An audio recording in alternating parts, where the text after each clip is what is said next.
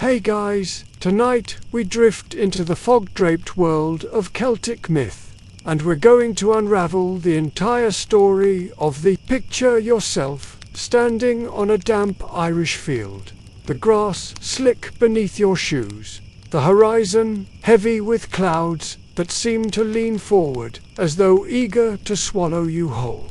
You hear the faint caw of a crow in the distance, and you already know you probably won't survive this. But don't worry, because you won't need to. This story isn't about charging into battle with a sword.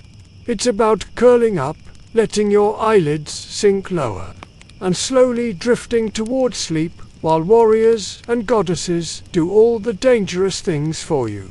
So, before you get comfortable, take a moment to like the video and subscribe, but only if you genuinely enjoy what I do here. I'll be waiting in the shadows if you don't. Just kidding, sort of.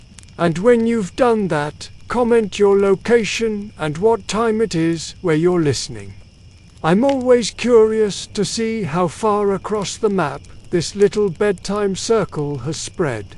Now, dim the lights, maybe turn on a fan for that soft background hum, and let's ease into tonight's journey together. The battlefield stretches wide before you, scarred with churned earth and broken shields. This is where the feels most at home. She is not just a goddess of one thing, not a neat label like love or war, but a storm of contradictions. She thrives in chaos. The moment armies gather, her presence is almost guaranteed, drifting in like a dark cloud, watching from the sidelines, sometimes participating, always whispering the outcome long before the first blow is struck. The Irish called her a phantom queen, a washer at the ford, a crow on the fence post, a harbinger of endings. She was less a figure of mercy and more a reminder that nothing, no hero, no kingdom, no fragile mortal body lasts forever.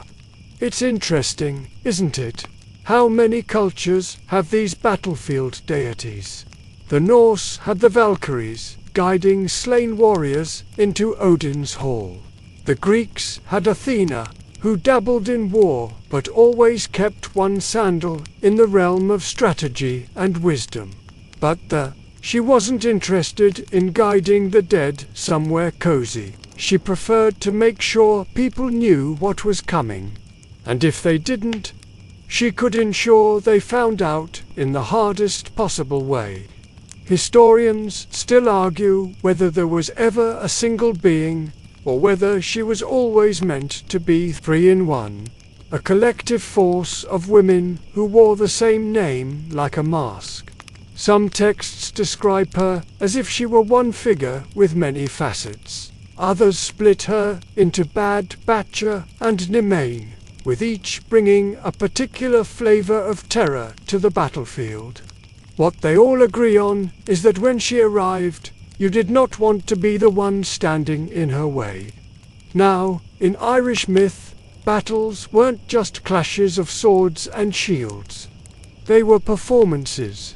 Poetry, curses, and even insults could matter just as much as spears. Into this, the slotted herself perfectly, becoming both a cheerleader and a nightmare for whichever side caught her attention. Sometimes she favored the Irish champions. Sometimes she seemed to cheer for chaos itself, ensuring that no one left without wounds, whether physical or in the mind. If you close your eyes, you might imagine the sudden hush before a fight begins, the kind of silence that isn't truly empty, but brimming with the weight of what's about to happen. Horses shift nervously. Men and women grip weapons tight enough that their knuckles pale. And there, above it all, you hear the harsh caw of crows. There never needed a throne or a temple.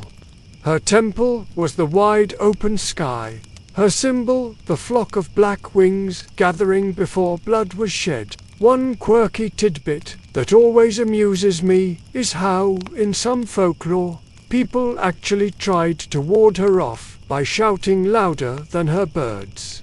Imagine a line of soldiers, terrified, but still yelling into the sky at a crow, hoping the noise would cancel out whatever curse she might be weaving. You can almost hear the absurdity of it, yet it speaks to how much weight she carried in their minds. After all, what's scarier, the enemy in front of you, or the goddess who has already decided whether you'll live to see the sunset?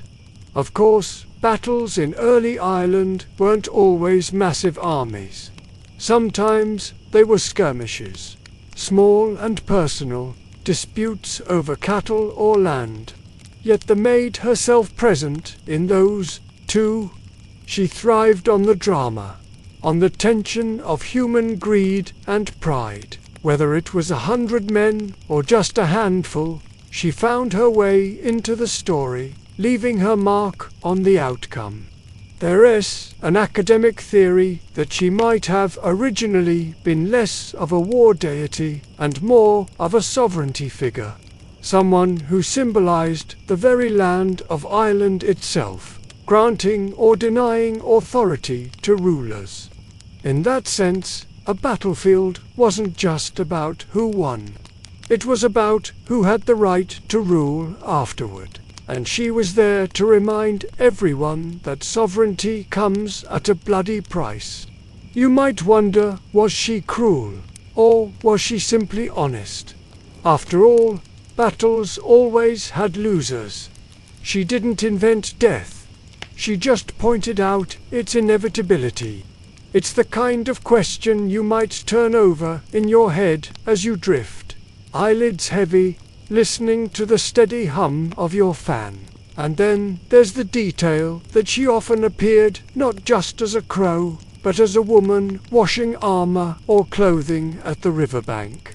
Think of that image. A solitary figure by the water, hands dipping bloody garments into the current, not because they were stained yet, but because they would be. It's chilling, yes, but also strangely calm. She was less a shrieking banshee and more a quiet reminder. She didn't need to scream. Her silence spoke volumes. One mainstream fact worth noting: Ireland's myths were preserved in medieval manuscripts like the Leba Nahudra, the Book of the Dun Cow, written down by monks who weren't exactly fans of pagan deities. So, the we meet in these texts has already been filtered through the pens of men who considered her a relic of superstition. Yet she survived, more stubborn than the ink trying to cage her. She flapped her wings right off the page, refusing to vanish, standing in that liminal space that is both fascinating and unsettling. She doesn't comfort you with false promises. She doesn't reassure you that everything will be fine. She tilts her head, looks directly into your eyes, and makes sure you know the truth that endings are as much a part of life as beginnings. For the Celts, this wasn't depressing. It was simply the rhythm of existence. The crow caws, the river flows, the battle begins, and the watches it all with a kind of detached amusement. As you lie here, tucked beneath your blanket, maybe you can feel a little of that same perspective creeping in. The day's battles, however small or petty, fade into the background. You recognize that they don't matter as much as they seemed. The watching from the corner of the field knows that the noise will pass. The grass will grow again, and you'll like all heroes before you will eventually surrender to rest. There has always been something of a puzzle, and one of the most intriguing aspects of her mythology is that she isn't just one person. She's many. Or maybe she's one being who wears many faces. Depending on which story you read, she is a goddess, a trio of sisters, or even a whole shifting cloud of female forms that blur into one another. Scholars like to use the word tripartite here, which is a fancy way of saying three, but you can picture it more simply like a mirror cracked into several pieces that still reflects the same face no matter which shard you hold up. The three names that appear most often are Badba, Matcha, and Nemain. Each of them adds a particular layer to this complicated figure. Bad, for instance, is strongly linked to the image of the crow and to battle frenzy. Her very name translates to crow or raven, and she swoops across the battlefield shrieking, a sound so piercing that it's said to have driven soldiers into madness. Imagine you're standing in the thick of combat, blood pounding in your ears, and over it all comes this raw, metallic cawing. To the Celts, that wasn't just a bird, it was Babert herself, diving down to announce that someone's luck had run out. Matcha, on the other hand, has more ties to sovereignty and kingship. She appears in tales where she forces men to recognize the cost of their pride. One of the more famous stories describes how she was forced to race against horses while heavily pregnant. She won, of course, but the effort caused her to give birth right there on the finish line. In her anger, she cursed the men of Ulster, dooming them to suffer labor pains whenever they went to war. A goddess who fights with curses instead of swords, that's uniquely Irish. Historians still argue whether this Matcha is the same as the Matcha who appears in other myths, or whether the name was reused for several different figures. But in the tangle of oral tradition, identities often slip and merge. Then there's Nemain, sometimes portrayed as Bad B's sister, sometimes as another face of the herself. She personifies frenzy and confusion. When Nemain descended upon an army, soldiers would fall upon each other in blind panic, hacking at allies as if they were foes. Think of it like a divine fog of war, except this fog lived inside the mind, turning order into chaos within minutes. If you've ever felt that rush of adrenaline where your thoughts scatter and you can't remember what you were doing, imagine that multiplied 100 times and spread across an entire army. That was Nemain's gift. These three together form a collective identity. Some medieval texts casually refer to them as the which is the plural form, literally, the fuck. This raises questions about whether we should even think of thee as one goddess or as a group. And honestly, maybe that's the point. She resists categorization. Just when you think you've pinned her down as one figure, she dissolves into three. Just when you think you know her three forms, she shifts back into one. It's slippery, and it mirrors her role as a shapeshifter in myth.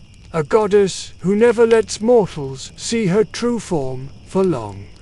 There's something deeply human about this fractured identity. Think about how we all show different faces depending on the setting. The version of you that shows up to work, polite and serious, isn't exactly the same as the one who lounges in pajamas on the couch. In the Irish people seemed to recognize this layered reality: the battlefield self, the sovereign self, the frenzied self. They're all valid, all coexisting, even if they don't line up neatly. Now, here's a quirky tidbit. Some folklorists have suggested that the S3 sisters concept might not be about literal deities at all, but about a storytelling trick. Early Irish poets loved triads, groupings of three ideas or phrases that made their tales more rhythmic and memorable. You can still see this in old Irish proverbs. 3 things that cannot be hidden: the smoke of a fire, a man on a horse, and a love affair.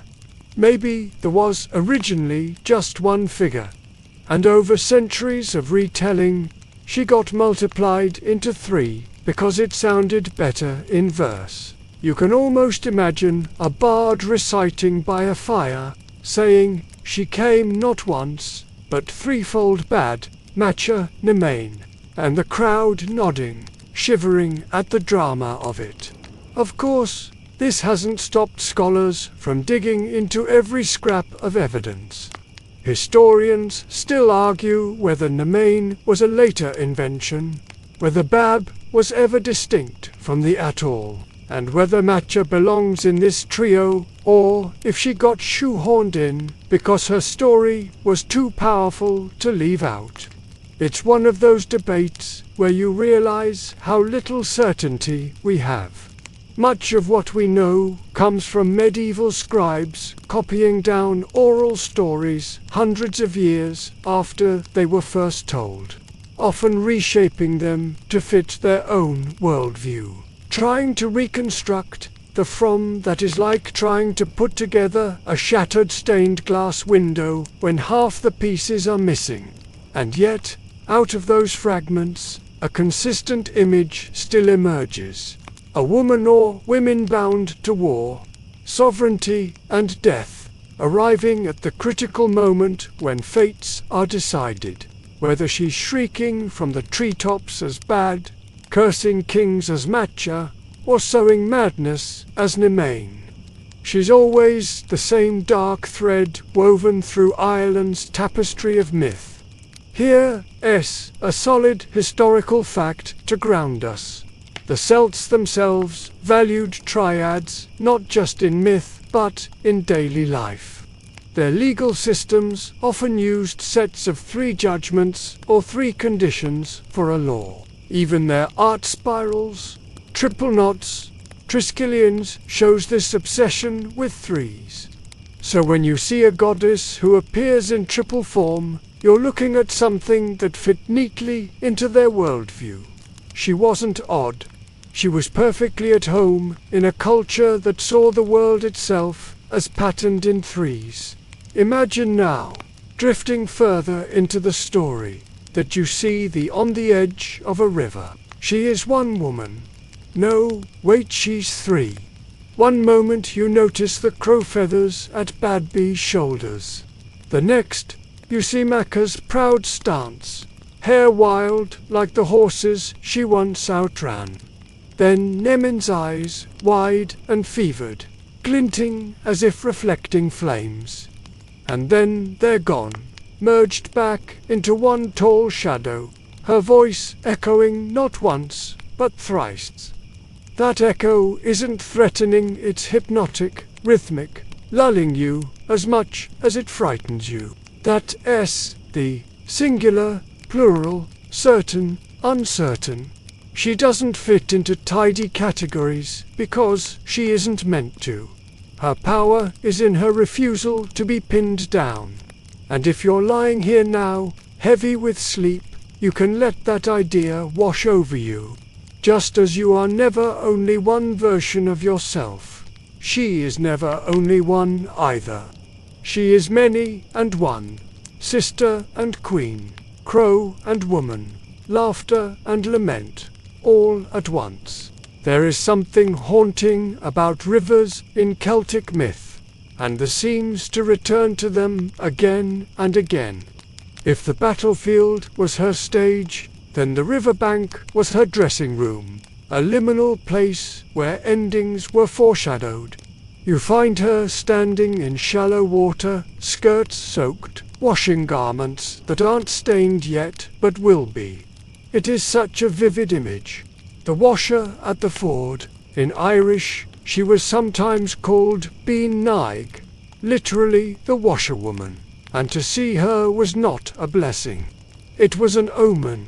If you stumbled upon her, bent over the stream, carefully scrubbing blood from clothing that you swore you had never worn, then you could be sure that those were your garments, and your death was already marked. Now imagine the atmosphere. The Irish landscape offers plenty of foggy river's currents that slink quietly around mossy stones, reflecting a grey sky. You might be travelling, tired, sword-strapped, across your back when you hear the slap of fabric against rock. At first, you think it's just someone laundering clothes. But as you draw closer, you notice the fabric is stained red, and the woman's face, when she glances up, is pale and sharped, her hair tangled like brambles. She whispers your name without opening her mouth. That was not frightening with noise or violence, but with quiet inevitability. Historians still argue whether this washer at the ford tradition was originally a role of thee, or whether it was a separate folk motif that got merged into her legend. After all, washing death clothes appears in Scottish and Welsh folklore too, sometimes attached to entirely different spirits. Yet, in Ireland, the two became inseparable. If you saw her at the river, you were finished. No battle cry could undo what the water had already whispered. It's worth pausing here for a mainstream historical fact. Rivers in Celtic culture were sacred places. Archaeologists have found countless deposit swords, shields, jewelry sunk deliberately into riverbeds, not lost in battle, but placed there as offerings. The Celts believed rivers were living beings, thresholds between worlds. To see a goddess there wasn't strange, it was expected. It meant you were standing at a doorway, half in this world, half in the other. And the perched with her bloody laundry was the doorkeeper. But here's a quirky tidbit to lighten the mood. In some folk variations, the washerwoman could actually be tricked. If you crept up on her and managed to catch her by surprise, she might be forced to grant you 3 wishes, or even tell you how to avoid your death. Imagine that a goddess of doom caught like a startled cat, fumbling to answer your demands. Of course, easier said than done. Who could sneak up on a figure that literally sees the future? Yet the belief persisted. And you can picture daring young men boasting that they'd one day surprise her at the stream. Whether any of them lived long enough to try, we'll never know. The river imagery connects, too, with the S-role as a prophetess. Water has always been associated with reflection, foresight, the blurred line between now and what comes next. In myth, she doesn't just announce deaths, she predicts the outcomes of entire wars. Her voice might rise in poetry, chanting visions of chaos, while warriors steel themselves for what's ahead. Unlike the Greek fates, who clipped threads impersonally, they revelled in her declarations. She wanted you to hear them, to squirm under the weight of inevitability. Close your eyes for a moment and picture her kneeling in that river. The chill seeps into her skin, but she doesn't shiver. Around her, the mist clings low, muffling sound. The slap of wet cloth is rhythmic, almost like a heartbeat. It's not a violent image. In fact, there's a strange serenity in it. She's doing what she has always done, calmly preparing for what's already decided, and in that calmness lies the unease. She isn't rushing, isn't panicked, because she knows the end better than you do. In the wider myth cycle, rivers often marked places of choice and transformation.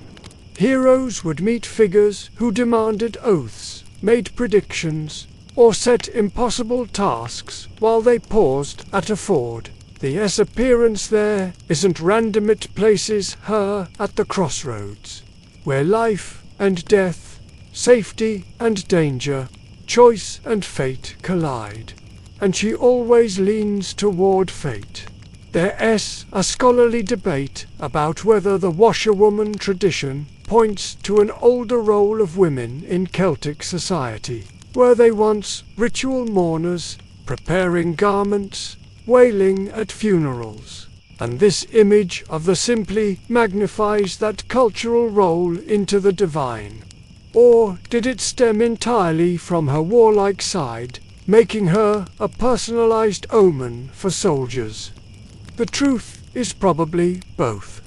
She embodies grief as much as she embodies war. She is the one who cleans up after the carnage, who takes the time to notice what comes next when everyone else is blinded by bloodlust. Let's not forget, too, that she isn't always solitary. Sometimes the washer at the ford appears in multiples, 3 women at the stream, each washing different garments. Here again is that obsession with the triad. One woman could be explained away as a ghostly laundress, but 3, chanting, bending together, their arms moving in eerie synchrony, that was divine. That was the in full. There's something almost ASMR-like about the scene if you let your imagination soften. The swish of fabric in water, the trickle of current over stones, the quiet hum of women murmuring to each other. Yes, it spells doom for the hero. But, for you, lying back in bed, it's a lullaby. The river folds you into its steady rhythm, and herself seems to nod at you, granting you not a prophecy of death, but a permission to rest. The washer at the ford doesn't need to raise her voice. She doesn't need to brandish a weapon. She simply lets the river carry the message. What will be, will be. And as you let your own thoughts drift like leaves in a current, you can feel the gentle inevitability of sleep pulling you under. Safe in the knowledge that even doom, in her hands, is strangely tender. Shapeshifting is one of the most unsettling and fascinating traits. She refuses to stay in one body, one face, or even one species for very long. If you try to imagine her as a single figure, you'll find that she slips out of your grasp, transforming into something else before your mind can settle. This isn't just a clever, magical trick to her very essence. It embodies change, instability, and unpredictability, and nothing communicates that better than the way she takes form after form across the old Irish tales. The most iconic shape she assumes is that of a crow. It's so closely tied to her that sometimes she is simply called the Crow. You can picture the scene. A battlefield lies silent after the clash of warriors, and crows gather, pecking at corpses, their wings glossy against the overcast sky. One bird in particular lingers longer, watching more intently, its eyes too sharp to knowing. That was her. For people of the time, it was almost impossible to separate the natural behavior of carrion birds from the supernatural presence of the wherever death gathered. So did she. But she didn't stop there. In the Boar, the great Irish epic, she appears in the form of an eel, slithering around the legs of the hero too lame to trip him. Later, she becomes a wolf, driving cattle into stampede and chaos. She shifts back and forth with effortless ease, sometimes a bird, sometimes a beast, sometimes a woman so beautiful that even a hardened warrior has to pause and stare. Imagine fighting on a field where not only do you have to watch your enemy's sword, but also every crow overhead, every wolf on the horizon, every ripple in the water. Any of them might be her. Historians still argue whether the shapeshifting powers were unique to her, or whether she inherited them from a broader Celtic tradition where many deities blurred human and animal boundaries. The Celts were deeply animistic, seeing spirit in animals, rivers, and trees. Gods often carried animal aspects, yet with her, it feels especially personal. She doesn't just wear these shapes. She inhabits them, making them terrifyingly alive. Here is a mainstream historical fact. Crows and ravens in Celtic culture weren't just omens of death. They were also considered clever, cunning birds, capable of remembering faces and patterns. Modern science has confirmed that crows can recognize human faces, hold grudges, and even pass down knowledge across generations. So, when ancient Irish storytellers linked these birds, they were tapping into something real, an animal intelligence that feels just a little too close to human for comfort. And here's a quirky tidbit. In some folktales, shapeshifting wasn't always terrifying. There are stories where she transformed simply to mess with people, appearing as an old hag to test a hero's courtesy, or shifting into an unassuming animal just to listen in on gossip. Imagine a crow sitting nearby while you complain about your neighbor, only to find out later that it wasn't a bird at all, but the goddess of fate taking notes. Awkward, the fluidity of her forms also speaks to a deeper symbolic truth. The battlefield itself was shape-shifting. One moment it was a pasture full of cattle. The next it was churned, mud and bodies. One day a hero stood triumphant. The next he was a corpse picked apart by birds. That mirrored that ever-changing reality. She wasn't a fixed idol carved in stone, but a living embodiment of how quickly fortunes turn. There's also something profoundly feminine in this shifting. Unlike many war gods in other traditions who stride into battle with rigid, unchanging power, the is fluid, mercurial, slipping through cracks and catching enemies off guard. She doesn't fight with brute force, but with cunning, disguise, and inevitability. And that made her far more frightening.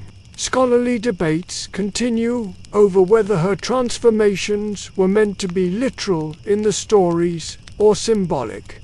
Was she truly a crow pecking at corpses, or was the sight of crows interpreted as her presence?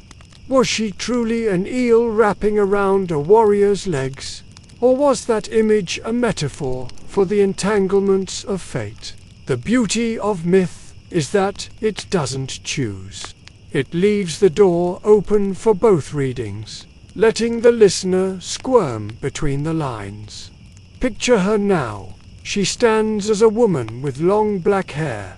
Then her body shivers, feathers erupting, and suddenly a crow takes wing into the mist. Or she crouches low, her limbs elongating, a snarl ripping through her throat, and in her place prowls a wolf.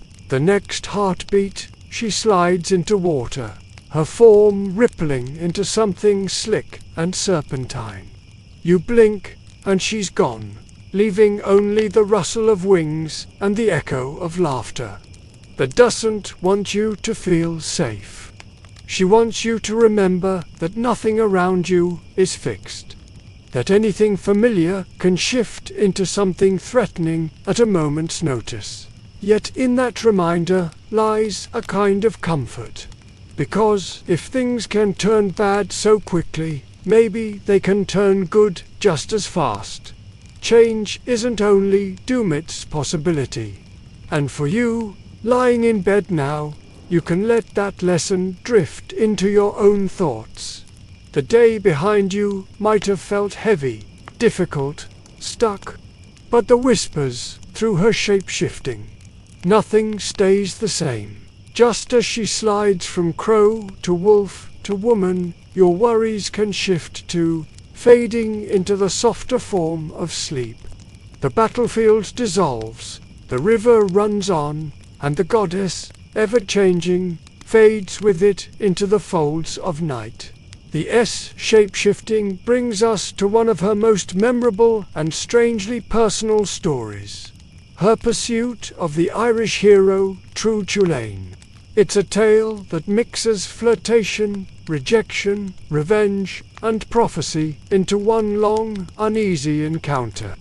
And if you were wondering why a goddess of war and fate would bother chasing after a single man, well, that's the mystery.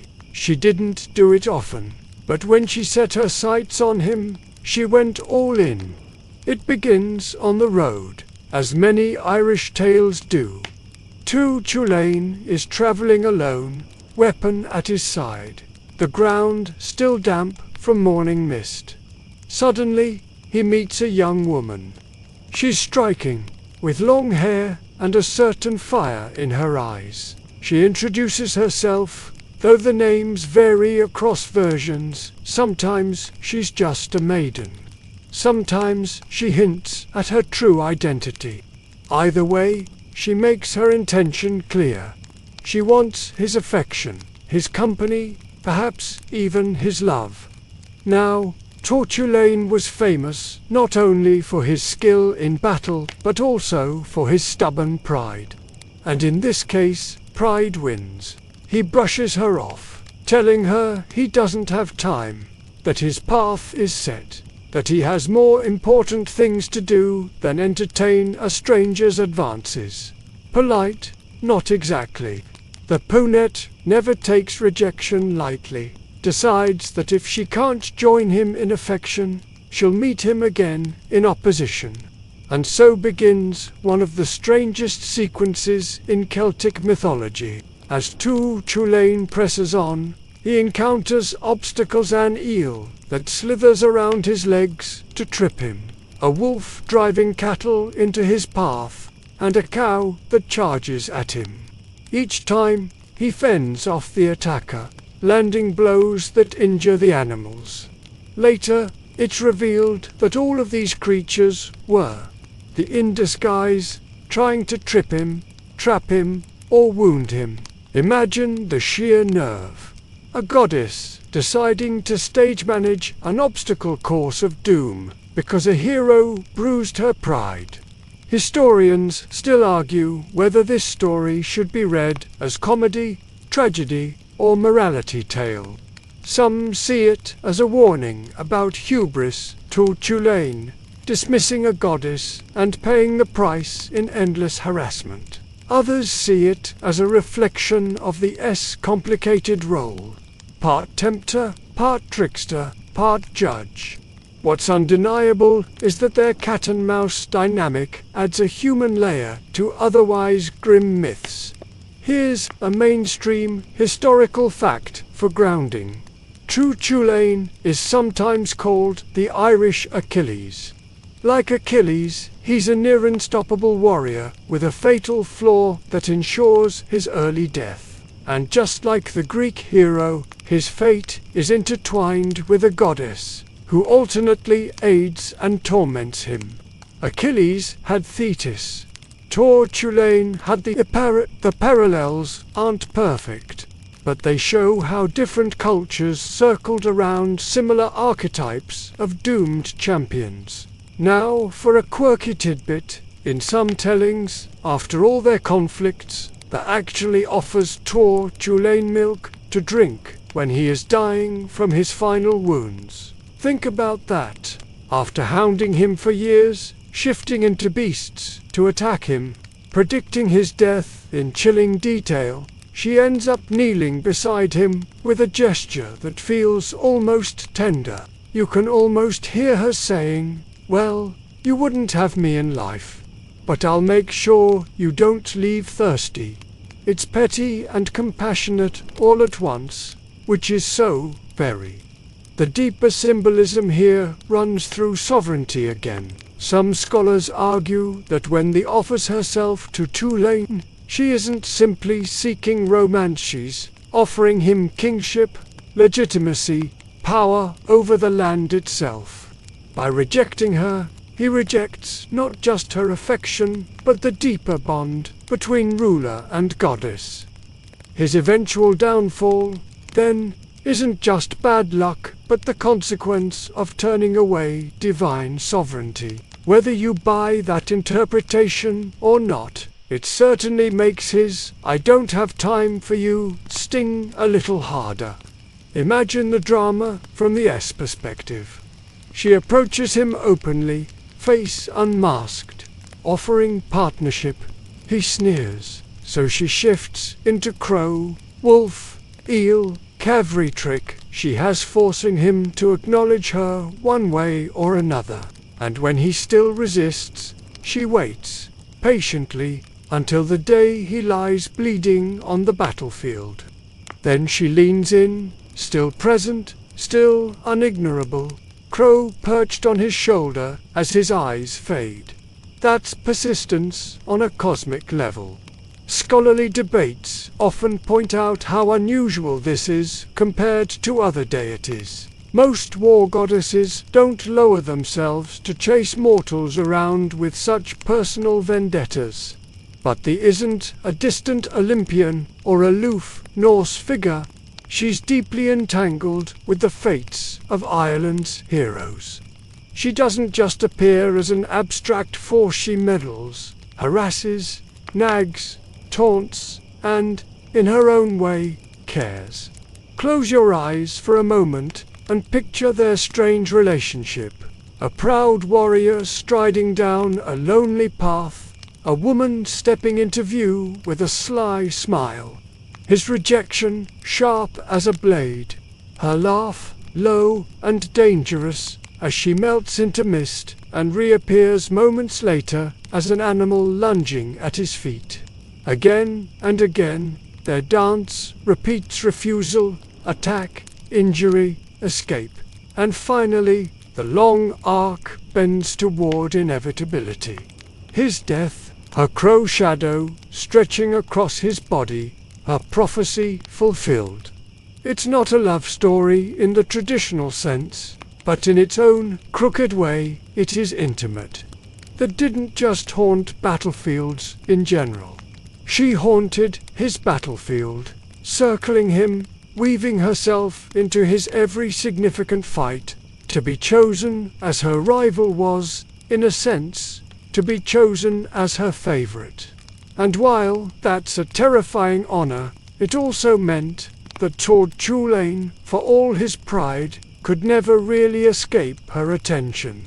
And for you, listening now, maybe you can feel the rhythm of that chase as a kind of lullaby. Step, obstacle, rejection, revenge. Step, obstacle, rejection, revenge. It's a cycle, relentless but predictable, like the rise and fall of your own breath.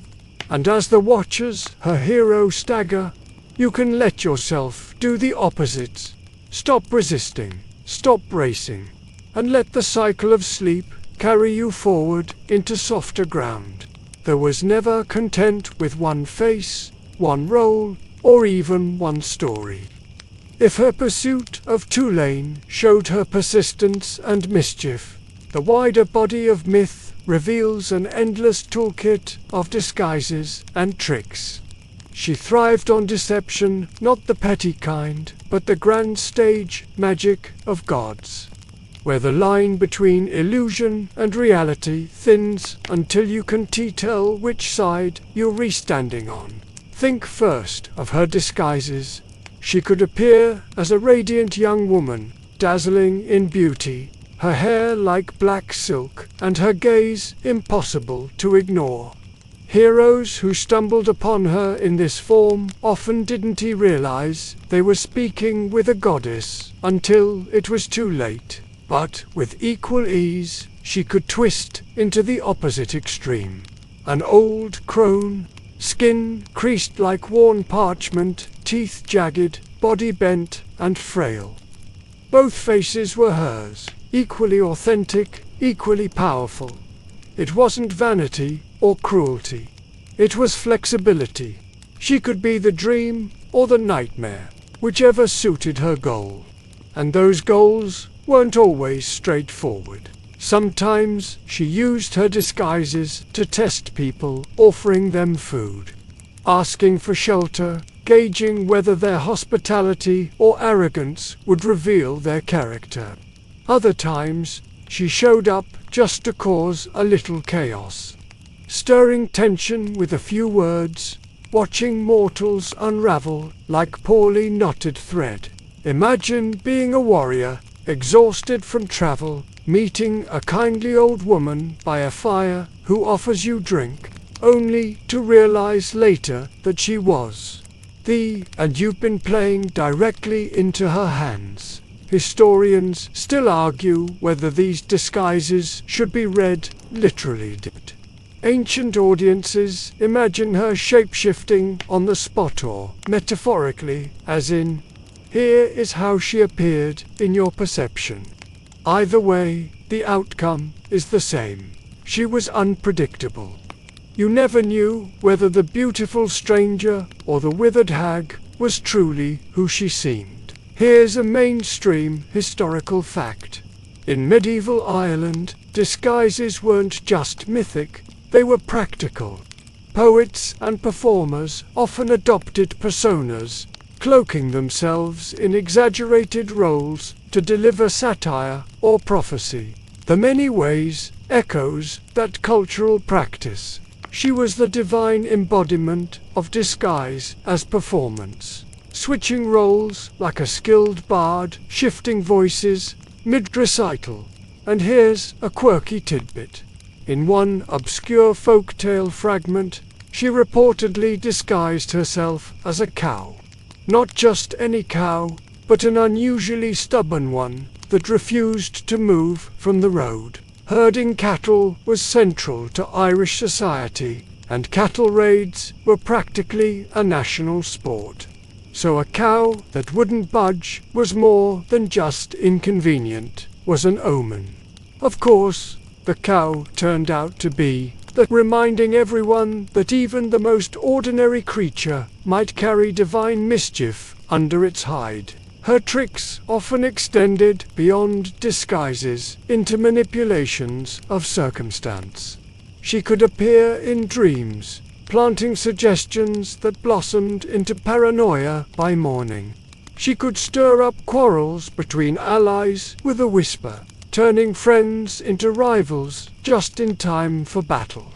Think of her as both playwright and critic of Ireland's epic dramas. She didn't write every line, but she knew exactly when to throw in a twist that unsettled the cast. One of her most unnerving powers was to cause warriors to see things that weren't there. She might conjure visions of armies greater than they were, or of monstrous creatures charging from the hills, sending men scattering before the battle even began. In this sense, she was less a goddess of brute force and more of psychological warfare. Fear was her weapon, and she wielded it masterfully. Imagine a war camp at night, the fire crackling low, soldiers murmuring nervously. One of them swears he hears a woman laughing just beyond the tree line. Another insists he saw a crow, its feathers glistening unnaturally in the dark. By dawn, half the camp is convinced they're cursed, and when the battle begins, they fight already defeated. That SD at work, invisibly steering the tide with illusions sharper than any blade. Scholars debate whether this reflects an older understanding of warfare itself. In early Ireland, battles weren't always decided by sheer numbers, but by morale. The bard who recited a terrifying prophecy, the warrior who claimed divine favor, the omen that broke an army's courage, all of these could matter more than swords. The embodying these forces was the supernatural explanation for why one side panicked while another stood firm. Close your eyes for a moment and picture her tricks playing out. One heartbeat, she is a maiden offering her hand. The next, she is an old hag snarling riddles. Then, a cow blocking your path, a crow circling overhead, a whisper in your dream that you can't quite shake. Each disguise folds into the next, a seamless carousel of forms. You're not sure which is the truth, but that's the point. There is no truth, only her shifting presence. And as you lie back now, you might even feel the comfort in that chaos. Because if the can wears so many faces, then maybe your own troubles aren't as fixed as they seem. Maybe the stress you carried today is just another disguise, ready to shift into something softer as you let your body relax. Her tricks, unnerving for warriors, can be soothing for you. Reminders that nothing stays the same forever. Not fear, not grief, not even the self. All of it shifts, and all of it eventually dissolves into quiet. The S reputation as a trickster and shapeshifter naturally carries her into one of the most dramatic tales of Irish myth, the boar or the cattle raid of Cooley. This saga is the crown jewel of early Irish literature, a sprawling epic that combines kings, queens, armies, and of course, cattle, because in Iron Age Ireland, cattle were wealth, status, and survival. To steal someone's prized bull was not just theft, it was an act of war. And the true to form was there in the thick of it.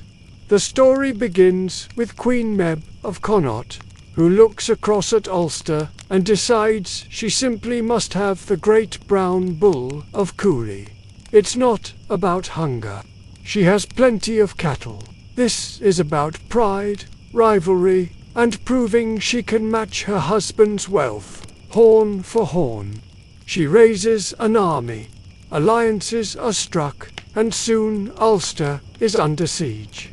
Standing in her way is the young champion Tulane, who, thanks to a curse on his people, has to defend all of Ulster almost single-handedly. Now, if you remember, he already has history with Tulane. She tried to woo him. He rejected her, and she retaliated with a series of shape-shifting ambushes.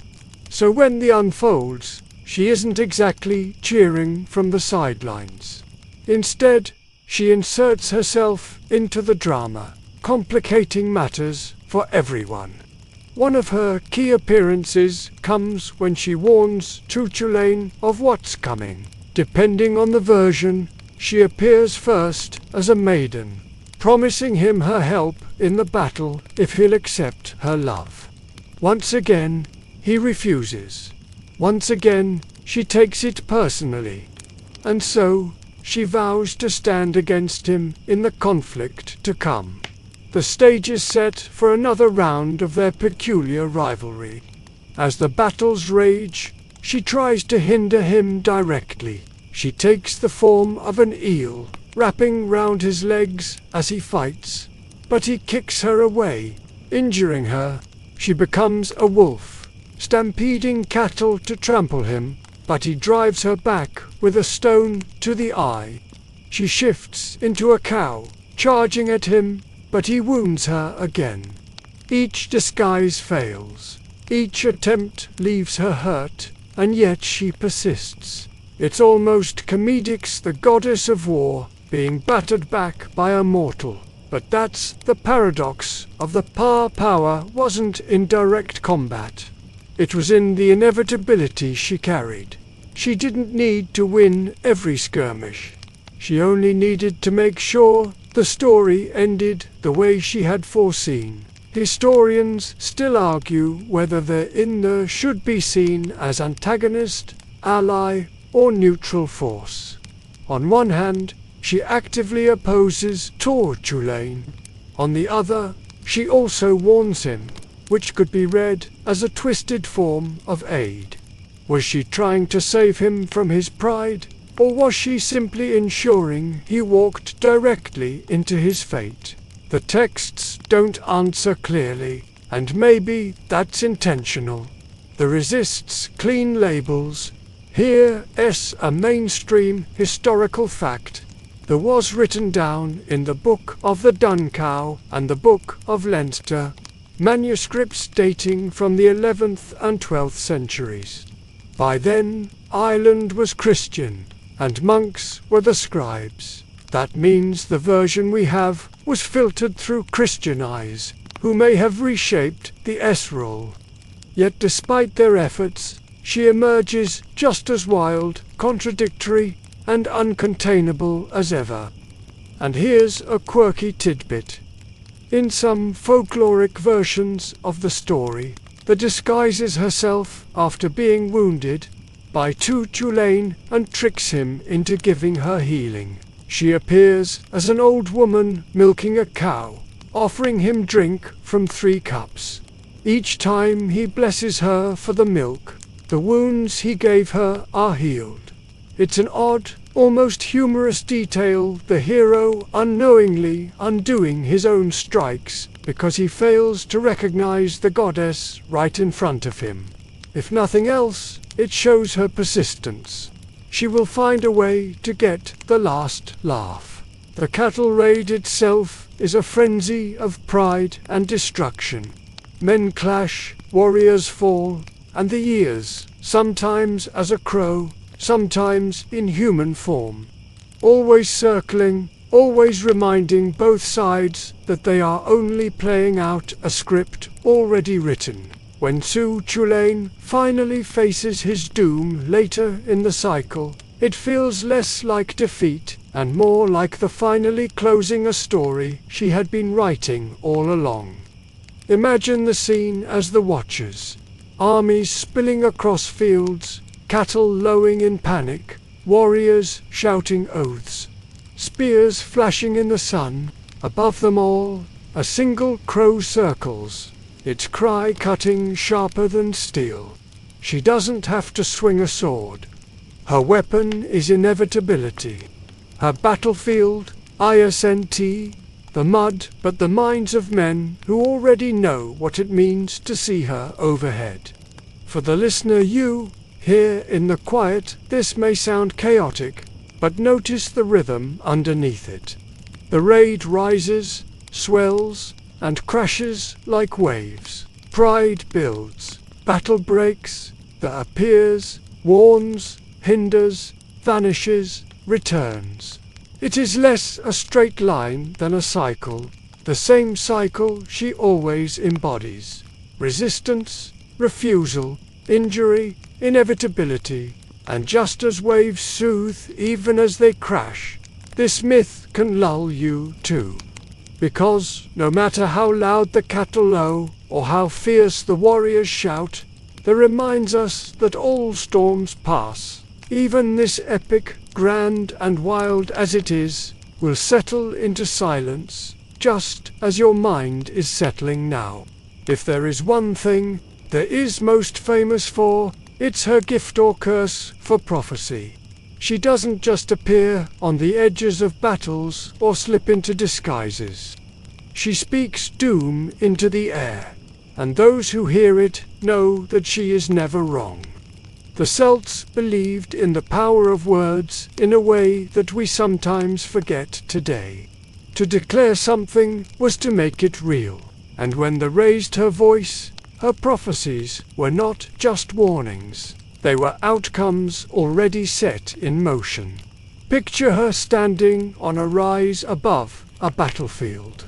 Dark hair whipping in the wind, her arms outstretched as she cries out poetry that chills the marrow.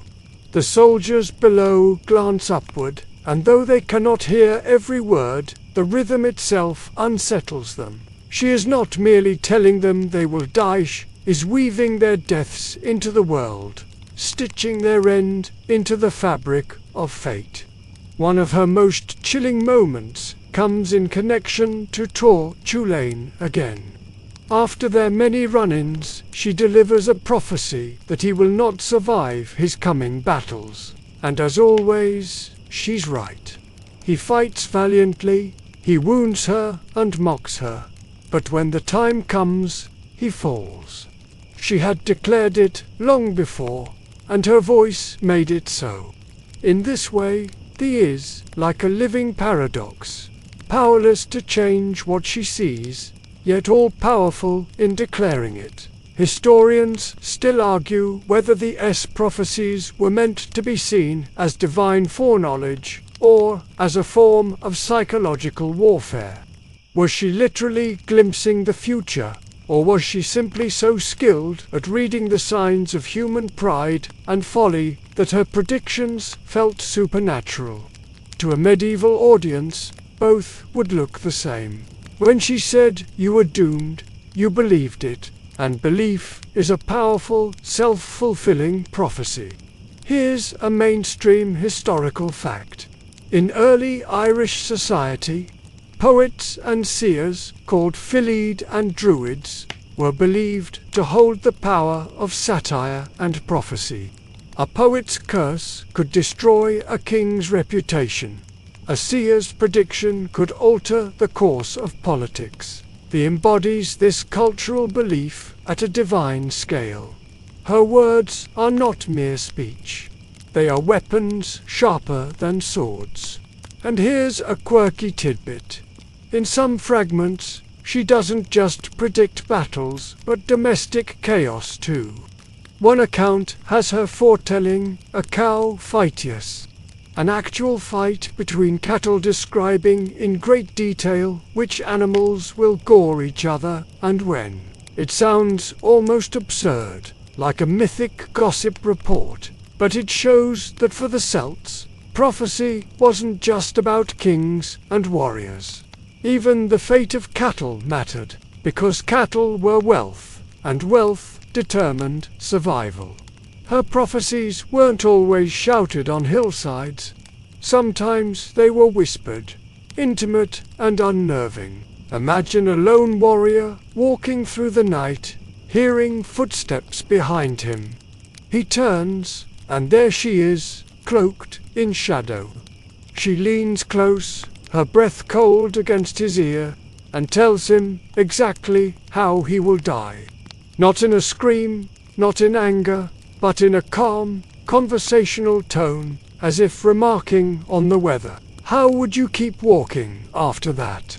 Every creak of a branch, every gust of wind, would feel like the moment she described playing itself out in real time.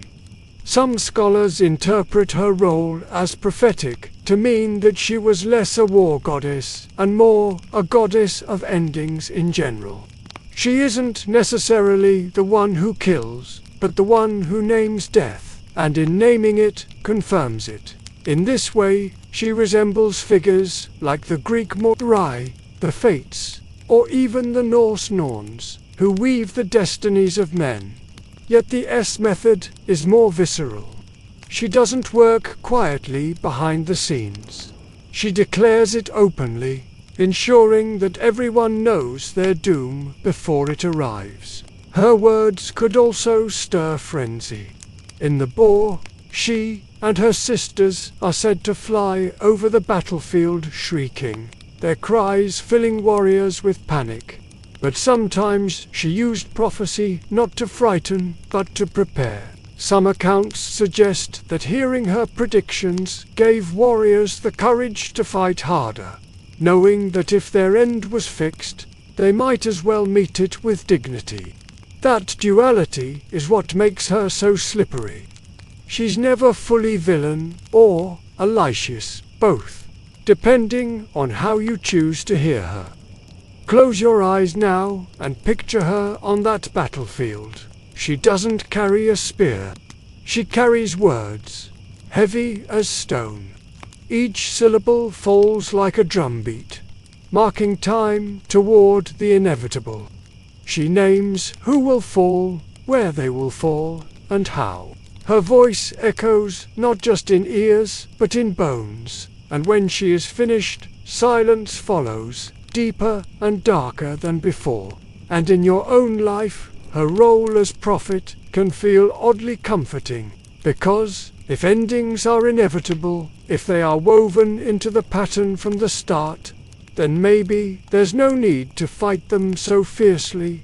You can let them arrive when they will, just as you can let sleep arrive now, slowly, gently, without struggle. The prophecies remind us that resistance is only noise. Acceptance is quiet, and quiet is what you need most tonight.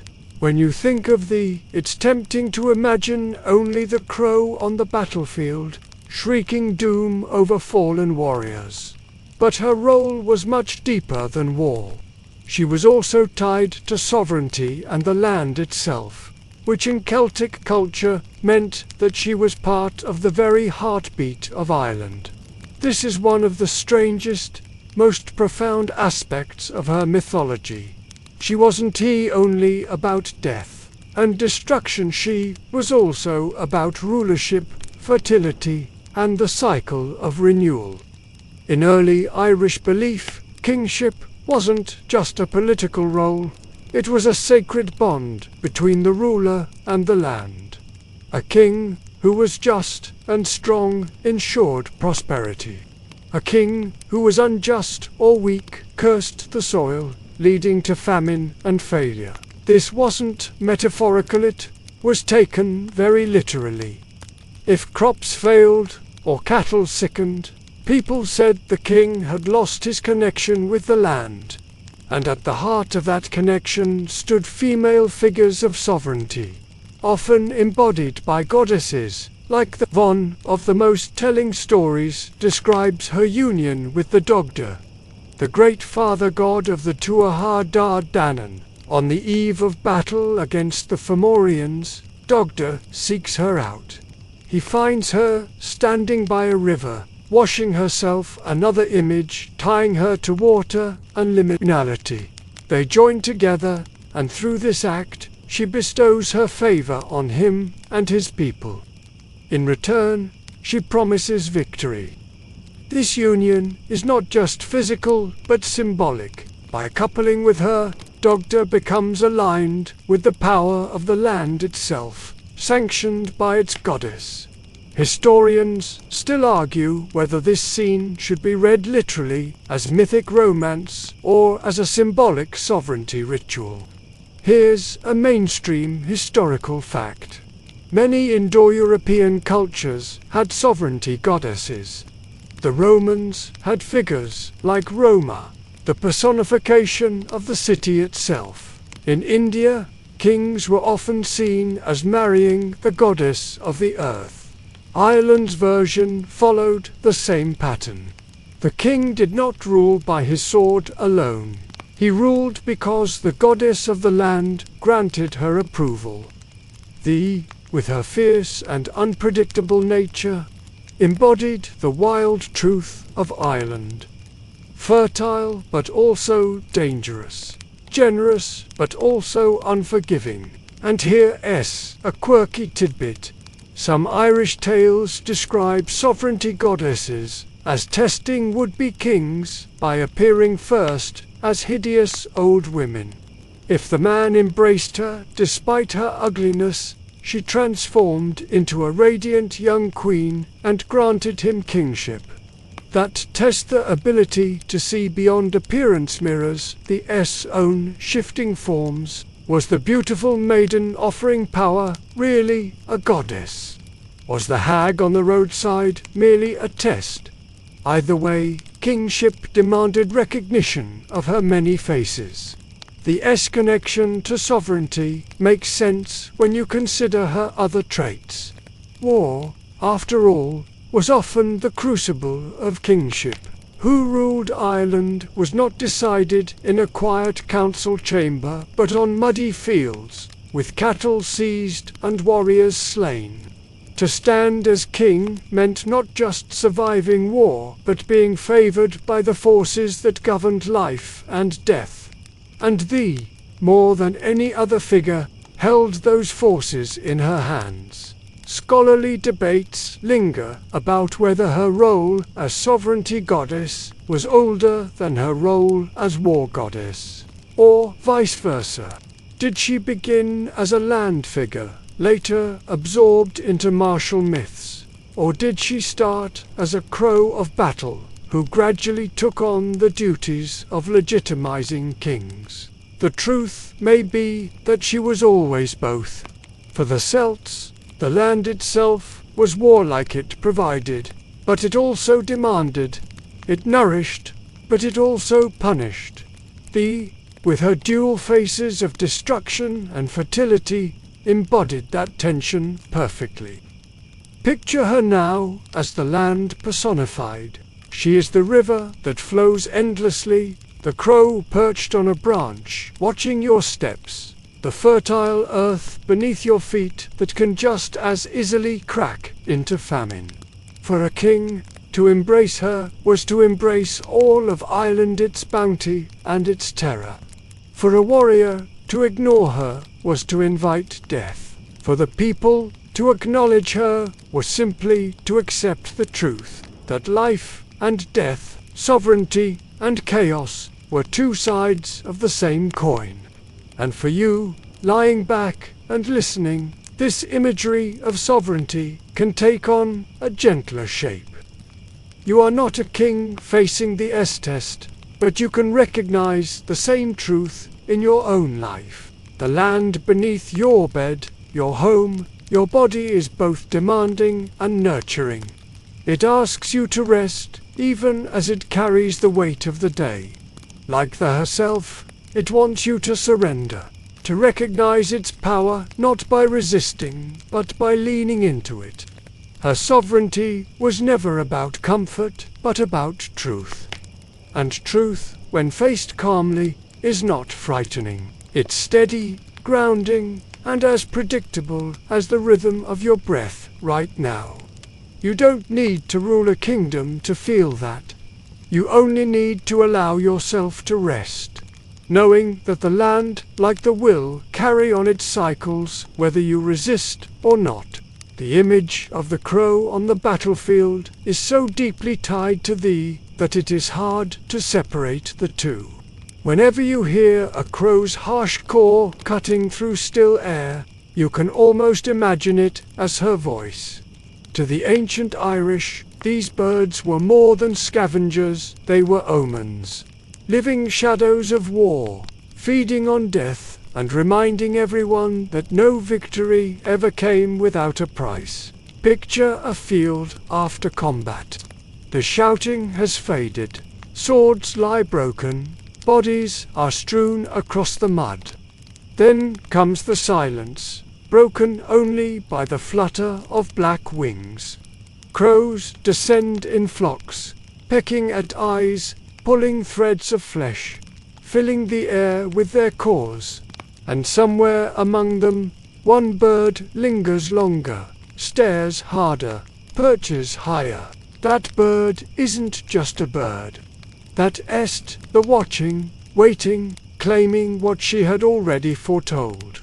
Historians still argue whether there was imagined as literally appearing as a crow, or whether the presence of crows was simply understood as her manifestation. In some stories, she clearly shapeshifts into one, but in others, it seems more symbolic. The goddess and the bird are interchangeable to reflections of the same dark truth. Either way, no one wanted to see crows gathering before a battle had even begun. It meant she was already there, already sharpening her prophecy. Here's a mainstream historical fact. Across many cultures, carrion birds carry this same association. In Norse myth, Odin's ravens, Hugin and Munin, are messengers of thought and memory, flying over battlefields. In Greek myth, ravens are tied to Apollo as omens of both fortune and death. The Irish took that shared symbol and gave it its own uniquely grim spin. The crow wasn't just a messenger, it was the goddess herself, feeding on the ruin of men. And here is a quirky tidbit. Some Irish soldiers were said to have painted crow feathers on their shields or helmets, hoping to trick the into thinking they were already claimed, and therefore not worth cursing. It is a bit like putting up a no-soliciting sign for a goddess of doom. Whether it worked or not, who can say? But the image of warriors trying to bargain with feathers is almost comical in the middle of such grim mythology. The crow on the battlefield was more than just a harbinger of death. It was also a reminder of the cycle of life. For the Celts, nothing went to waste. The crow fed on the fallen, returning their bodies to the earth. In that sense, there wasn't only ticking, she was recycling, ensuring the continuation of the natural order. Death wasn't an end so much as a turning of the wheel, and she was the hand that nudged it along. Imagine lying back and hearing the steady beat of wings overhead. To the warriors, it was terrifying. To you, it can be soothing. The sound is steady, rhythmic, like breath or a lullaby. Each core, sharp though it might be, is part of a larger patternry, minding you that endings are never random, but woven into something continuous. The crow doesn't cry out to frighten you tonight. She calls only to remind you that you can let go, because the cycle always carries on. There's also the symbolic element of the crow as a witness. She doesn't fight, doesn't wield a spear, but she sees everything. Her black eyes take in the rise and fall of kings, the bravery of champions, the desperation of the fallen, and in seeing, she preserves it. When the perches on a corpse-strewn field, it isn't just about feeding, it's about recording, bearing witness to the truth of human conflict. Scholarly debates often circle around whether the escrow aspect makes her primarily a goddess of war, or whether she represents something older and broader, death itself, or the sovereignty of the land reclaiming its people. The crow fits both roles. As war goddess, she thrives in blood and chaos. As sovereignty goddess, she reclaims the warrior into the soil of Ireland, feeding the land that feeds the people. Both truths fit her wings. Close your eyes and picture her now. A lone crow perched on a spear, stuck in the mud, feathers ruffled by the wind, watching silently.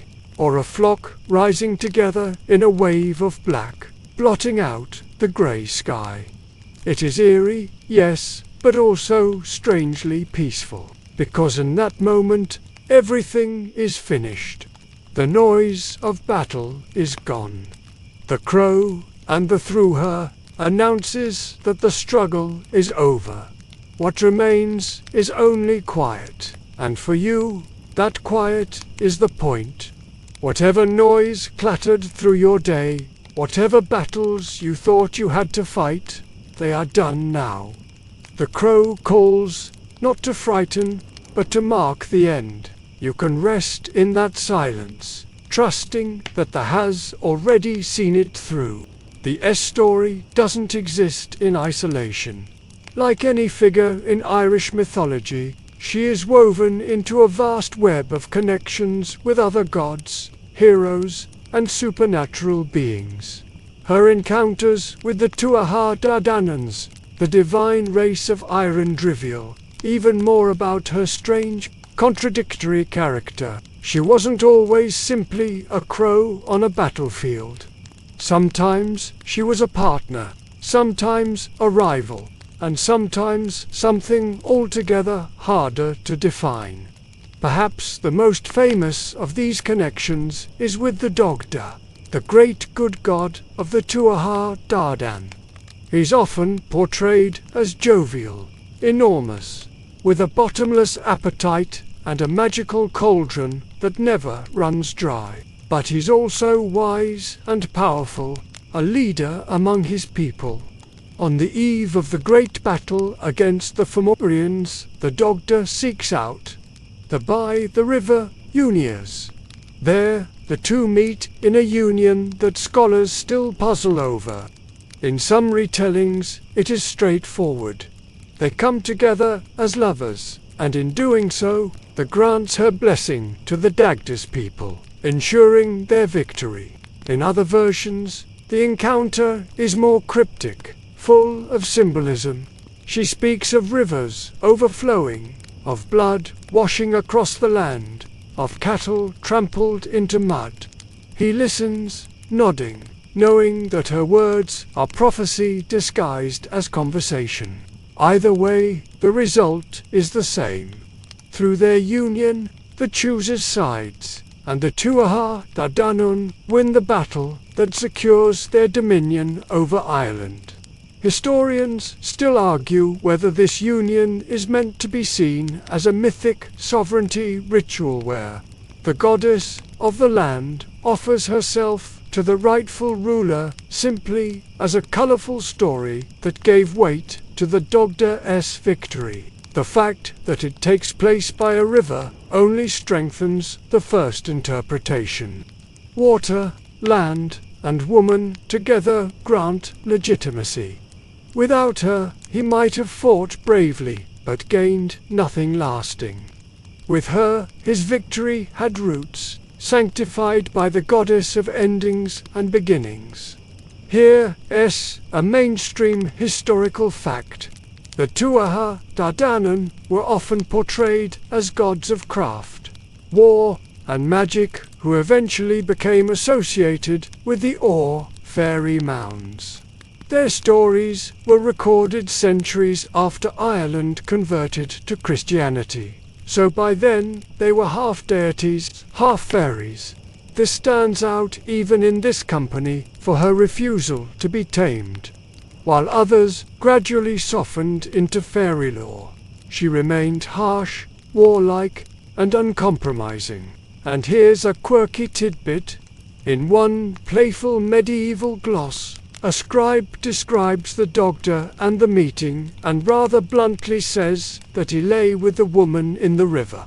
No flowery symbolism, no grand poetic context, just an almost earthy aside. It's as if the monk was rolling his eyes at all the lofty mythology and muttering, "Yes, yes, they had sex. Move along." Even so, the power of that scene continues to ripple across interpretations, showing how a single encounter between gods could anchor entire cultural ideas about rulership. He also interacts with figures like Law, the many-skilled hero and king.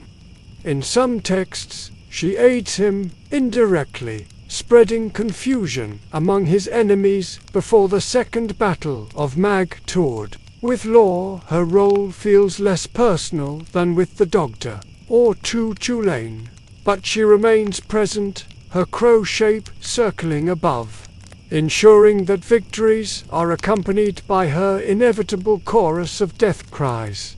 With other deities, her role is more ambiguous. Sometimes she aids, sometimes she disrupts. She is not the reliable ally that a god like Bridget might be, offering healing and poetry. Nor is she a clear villain like Balor of the Fomorians, with his one deadly eye. She is a force that cannot be categorized neatly, a reminder that even the gods had to contend with chaos, fate, and loss. Scholars note that this is precisely what makes her so vital in the pantheon. While many Irish gods are associated with specific domains of agriculture, craftsmanship, kingship, that embodies the messy realities that connect them all. War, death, sovereignty, fertility, prophecy, these aren't separate categories, but overlapping truths. She connects with the Dogda in union, with Law in victory, with Thru Chulainn in doom, always present at turning points where Ireland itself seems to shift. Imagine her standing among the Tuatha De Danann as they prepare for war. She is not the loudest voice, not the most celebrated champion. But when she speaks, her words slice through the chatter. She tells them what will happen, who will fall, which rivers will run red. Some look away, not wanting to hear. Others lean in, knowing that her prophecy is as necessary as their swords. She doesn't give hope. She gives truth. And truth, even when grim, is grounding. For you, lying here in the quiet, her role among the other gods reminds you that no story is ever told by one figure alone. We are all woven together, connected by encounters, unions, rivalries, just as she lent her voice and power to the Dogda and circled above Luz armies, so to do your own stories depend on those around you. Yet this shows us that even in the noise of many voices, one truth always rises clear. Endings come, but they lead to new beginnings. And as you breathe slowly now, you can feel that truth settling in. The consort of the Dogda, witness of law, rival of heroes, is not just crow or woman or goddess. She is connection itself. The thread that ties battles to sovereignty, death to renewal. And with that thread, she weaves you gently toward stillness. When people speak of thee, they often focus on her shapeshifting or her prophecies. But there is another side of her that made warriors tremble just as much. Her power to stir battle frenzy and madness. She didn't always need to lift a weapon, or even speak a word of doom. Sometimes all she had to do was appear, cry out, or simply pass through a camp, and suddenly an orderly army dissolved into chaos. The Irish had a word for this state. Guilt, a kind of madness brought on by terror and divine influence. They could summon it like a storm cloud. Soldiers who had marched confidently minutes before might find themselves screaming, turning their weapons on each other, or fleeing into the woods like hunted animals.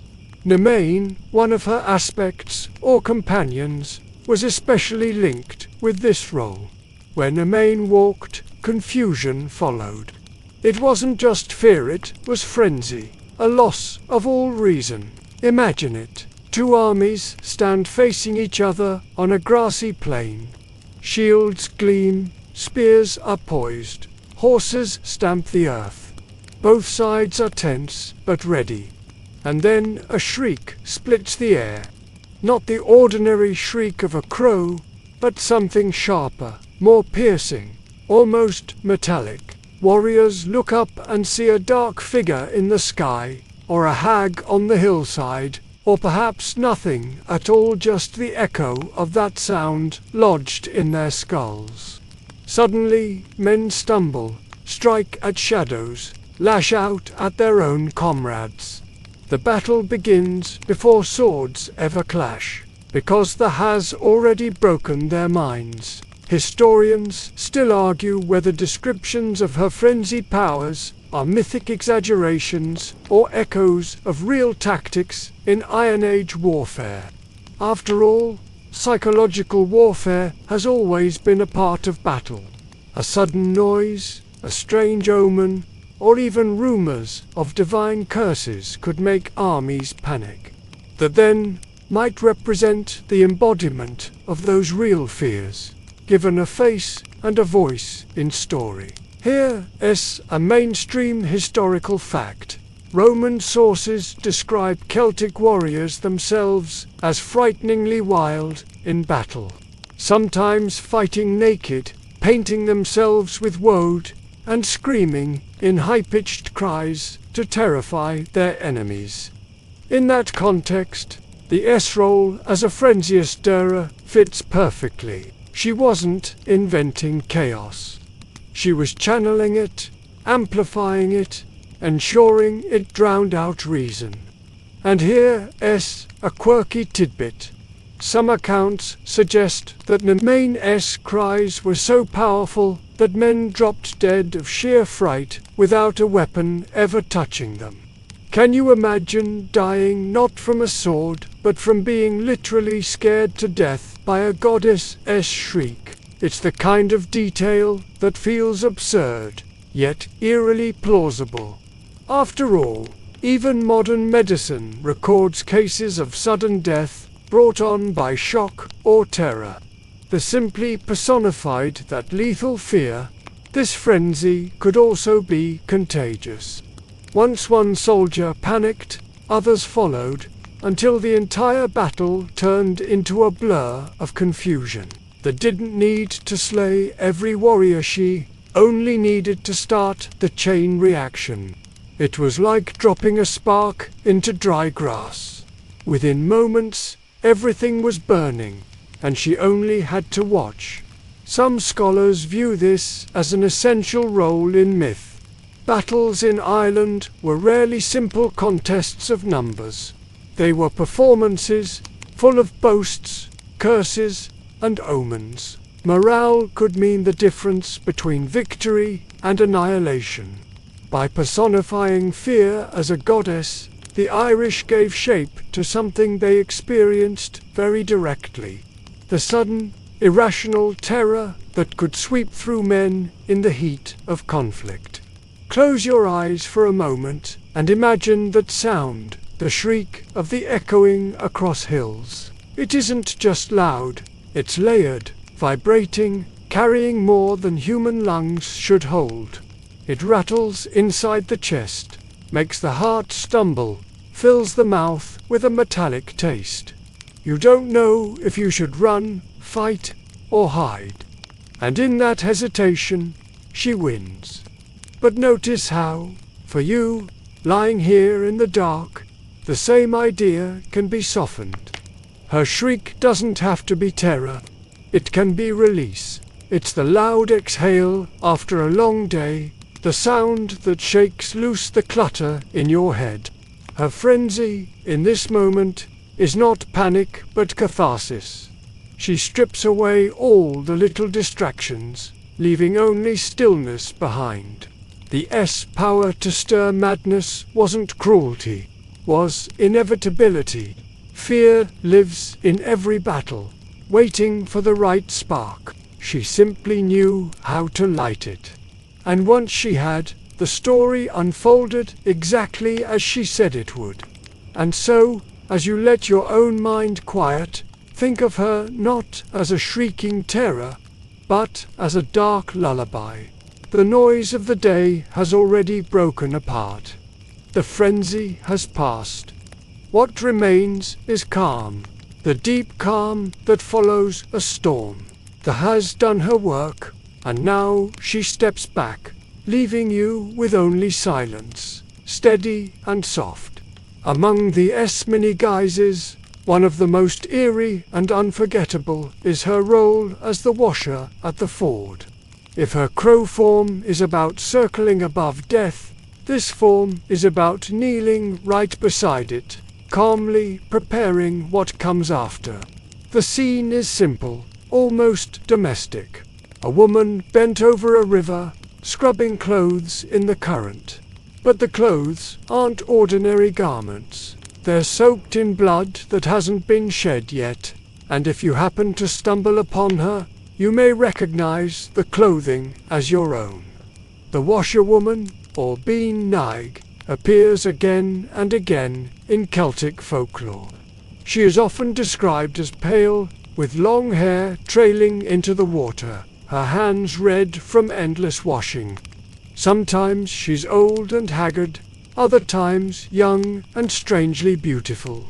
But she always works silently, her motions steady, as if the fate of the warrior whose clothes she washes, Doson, T. Materet, just another task in the endless rhythm of death.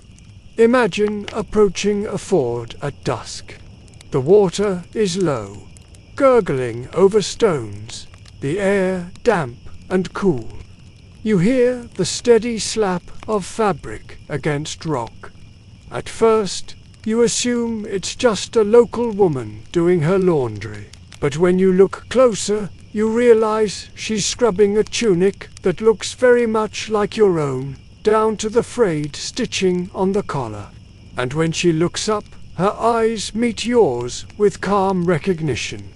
She doesn't scream, doesn't curse, doesn't even threaten. She just nods, as if to say, yes, you're the one. And you understand that you won't be crossing this river alive. Historians still argue whether the washer at the ford is truly the herself, or whether she is a related figure from folklore that later became absorbed into her mythology. Some accounts treat her as a separate spirit, one of many death omens in Ireland and Scotland. Others insist that she is simply another mask that wears one more way to deliver her message. What's undeniable is that both traditions overlap. In myth, it is the who washes bloody garments. In folk tales, it is always a washerwoman who predicts death. Here's a mainstream historical fact. In Celtic culture, washing clothes wasn't just a chore. It had ritual significance. In many communities, washing was linked to purification and preparation, whether before ceremonies or after death. The imagery of the washerwoman ties directly into this. She's not just cleaning garments, she's preparing souls for the next stage. Death wasn't just an ending, it was a passage, and the washing symbolized readiness for that journey. And here's a quirky tidbit. In some Scottish tales, if you managed to sneak up on the washerwoman and grab her before she noticed, she would grant you 3 wishes. Imagine that, catching Death's laundress off guard and forcing her to bargain. Of course, most versions say this never actually worked, because how could you outwit someone who already knew your fate? Still, it shows the strange blend of fear and playfulness in Celtic storytelling. Even omens of death were sometimes treated with a wink. The washer at the ford represents a softer, quieter side of the she. Isn't screaming in frenzy or swooping overhead as a crow. She's simply present, doing her work, unbothered by human fear.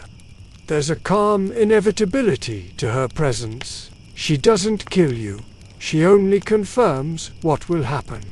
In that sense, she isn't your enemy at all. She's more like a guide, preparing the way. Scholarly debates linger about the symbolism of the ford itself. Fords were liminal spaces, thresholds between one shore and another, between one stage of life and the next. To meet thee, there wasn't coincidence, it was destiny. The ford marked the crossing point between life and death, and she was the one waiting to see you across. Close your eyes and imagine that rhythm. The swish of water, the slap of cloth against stone, the quiet breath of the woman working. It is steady, unhurried, hypnotic. Yes, it spells doom for the hero, but for you, listening here in the quiet, it feels like a lullaby. The water flows on endlessly, smoothing the rough edges of the day. The looks up, not with menace, but with serenity, as if inviting you to let go of all struggle. The washer at the ford doesn't have to frighten you tonight. Instead, she can remind you that all endings are gentle when accepted. The stream keeps running, the cloth keeps rinsing, and the world carries on its quiet cycle. And as you hear that imagined water in your mind, you can let yourself drift with it, slow and soft, carried toward the other shore of sleep. The quiet work at the ford leads naturally into one of her most haunting roles, marking the death of heroes. She does not always swing the sword herself, nor does she need to strike the final blow. Instead, she hovers at the edges of great lives, whispering doom before it arrives and standing present when it falls. To die in battle in Ireland was to die under her gaze. The clearest example, of course, is Tulane, Ireland's greatest champion. We've traced their tangled relationship already, her offers spurned, her disguises mocked, her prophecies ignored. But in the end, she was right all along. His story ends with her watching closely, ensuring that his death unfolded exactly as she foretold. When Tulane finally meets his end, the scene is almost theatrical. Wounded fatally, he refuses to fall like an ordinary man. Instead, he ties himself upright to a standing stone, so that even in death he will appear to be alive, still facing his enemies. It is a defiant gesture, pure, true Tulane, proud, unyielding, unwilling to show weakness even at the very last. His enemies circle warily, afraid to approach. Only when a crow lands on his shoulder do they realize he is truly gone. And that crow, of course, is the itchy perches on the body of the man who rejected her. Silent, steady, proof that her prophecy has come true. Historians still argue whether this scene was meant to emphasize her as his personal nemesis or as a cosmic force of fate. Was she there to gloat, to savor revenge on the man who spurned her? Or was she simply the unavoidable presence at every warrior's death, impartial and eternal? Either way, the imagery is unforgettable. A goddess of war, in crow form, claiming Ireland's greatest hero with nothing more than her shadow. Here's a mainstream historical fact.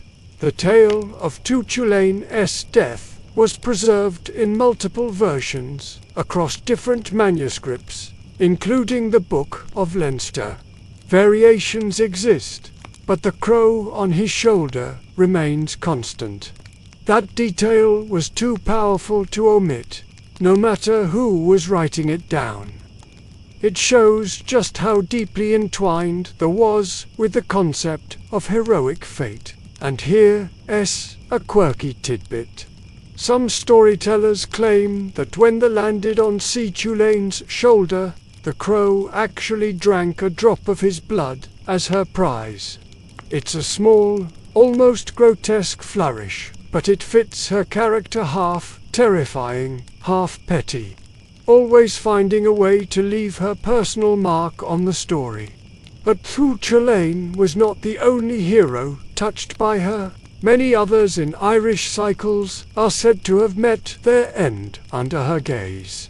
Warriors who saw her washing their garments at the ford, kings who ignored her warnings, champions who thought themselves untouchably trell, and each found the waiting. Sometimes she came as a crow, sometimes as a hag, sometimes in a dream. But she always came. This connection to the deaths of heroes is not cruel for cruelty's sake. It's about the larger rhythm of myth. Heroes must die. Their deaths give weight to their lives, allow stories to close, and ensure that cycles can begin anew. Without endings, there is no myth, only endless noise. The S-role is to ensure those endings come with precision, inevitability, and, oddly enough, dignity. By appearing, she validates their deaths. She turns them from accidents into fate. Scholars have noted the similarity here to other mythic figures. The Valkyries of Norse tradition chose the slain and carried them to Odin's hall. The Greek Moirai cut the threads of life, but the is different. She doesn't carry you to glory, or weave quietly in the background. She stands there, in plain sight, a crow on your shoulder, a washer at your ford, a voice crying from the hillside, making sure you and everyone else knows what's happening. She doesn't disguise death as honor. She names it raw and unflinching. Close your eyes and imagine that final moment of a hero. The battlefield is quiet now, smoke rising, the clang of weapons fading. A man slumps against a stone, blood soaking the earth, still clutching his sword. He refuses to fall, his pride holding him upright. And then a flutter of wings, a crow settles on his shoulder, tilts its head, and croaks once. The sound is simple, not cruel, not mocking, just certain. The end has arrived, exactly as promised. For the warrior, that moment is doom. For you, it can be peace, because it doesn't linger to torment you, lingers to close the story. She ties off the loose ends, ensures nothing is left unfinished. And as you let your body grow heavy now, you can take comfort in that closure. Your day's battles, however small, are done. The crow perches quietly, not to frighten you, but to assure you that it's over. The ending has arrived, and with it, rest. If there is remembered for anything beyond her crow's wings and blood-soaked prophecies, it is her final words, the great prophecy she delivers after the battles of the Tuatha De Danann. This is her last and most haunting gift to Ireland.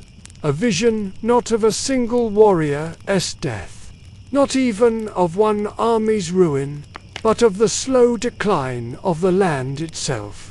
She is no longer just a battlefield goddess. She becomes the voice of endings on a national scale. The scene comes after the Second Battle of Mag Tuath, where the Tuatha De Danann defeated the monstrous Morrígans. Victory is theirs, and the people cheer. But then the steps forward. She raises her voice in poetry, as she always does, and begins to describe not triumph, but decay. Her words are chilling. Rivers of blood, cattle raids without end, brothers turning on brothers. The land growing barren, the people suffering. The details shift in different versions, but the mood is always the same. She paints a future where the golden moment is gone, where glory fades, and where decline is inevitable. Historians still argue about how to read this prophecy. Some think it reflects the cyclical worldview of the Celts, where even victory must eventually give way to loss, and no triumph lasts forever. Others believe it's a later Christian interpolation, monks writing down pagan tales but reshaping them into cautionary sermons about the futility of worldly power. Either way, the prophecy feels authentic to her character. She is the one who always speaks the truth of endings, and this time she applies that truth to Ireland itself. Here, a mainstream historical fact. Irish culture valued prophecy and poetic truth so much that poets Fáilíd were often considered more powerful than kings. A sharp satire from a poet could ruin a ruler's reputation. A prophecy could bind men to a course of action. By placing this final prophecy in the mouth, the storytellers gave it ultimate authority. Hers was a voice no one could ignore. And here's a quirky tidbit. In one late folk variant, it's said that after delivering her grim words, the simply vanished into the air with a laugh, leaving people unsettled and unsure whether to mourn or laugh with her. Imagine the audacity of dropping the darkest prophecy in history and then flying off as a crow, cackling like you've just told the punchline to a private joke. It fits her perfectly, half terrifying, half mischievous. Her final prophecy is important not just for what it says, but for what it represents. The is not simply about individual doom. She embodies the idea that all things pass. Heroes, armies, kingdoms, even entire cultures, they all follow the same rhythm of rise and fall. Her crow's cry is not cruel, but inevitable, a reminder that the wheel keeps turning, whether mortals like it or not. Scholarly debates point out that her prophecy mirrors a larger pattern in Celtic myth. Victory is always temporary, and decline is built into every success. This isn't pessimism, it's realism. The Celts saw life as a cycle, not a straight climb upward. There was the goddess who made sure no one forgot that truth. Close your eyes and imagine her voice rising after the din of battle fades. Warriors are cheering, swords are raised, the dead are being counted, and then she speaks. Her words roll over the crowd like storm clouds, blotting out the sunlight of victory. She names the decline to come, and though some cover their ears, they all know she's right. A crow circles above, cawing in rhythm with her chant, and when she finishes, the field is silent. Victory tastes different, now less like triumph, more like inevitability. For you, here in the quiet, her final prophecy is not a warning of doom, but a lullaby of endings. She reminds you that even your hardest days, your longest battles, will fade. Nothing lingers forever, not joy, not sorrow, not struggle. Everything moves into silence eventually. That's not something to fear. It's something to trust. And now, with her prophecy echoing softly, we come to the wind down. Now the story grows quieter. The battles fade. The cries of crows dissolve into the distance, and the rivers run calmly once again. The has spoken her last words, and even she retreats into silence. You are left in the stillness after the storm, a stillness so complete that it feels like the world is holding its breath. Let that stillness wrap around you.